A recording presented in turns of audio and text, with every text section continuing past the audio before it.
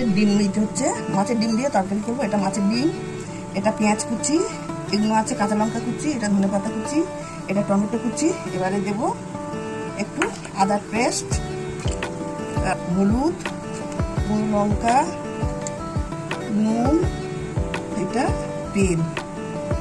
ডিমগুলো এবং মশলাগুলো দিয়ে মিশিয়ে নেব। এই কড়াই তেল দিয়ে দিয়েছি, এই তেলটা ডিমগুলো ছেড়ে দিচ্ছি করে দিয়ে।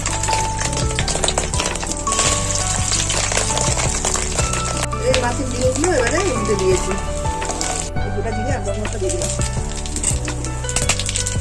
এটাই পেঁয়াজটা দিয়ে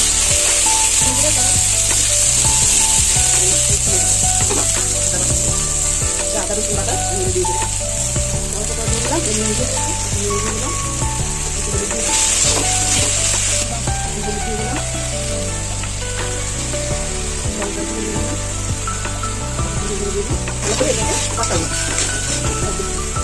দেখে আলুগুলো দিয়ে কষিয়ে তারপরে ডিমগুলো দিয়ে জল দিয়ে দেবো। ফুলটা ফুটে গেছে, এবারে মাছের ডিমগুলো একটু করে দিয়ে দিচ্ছি।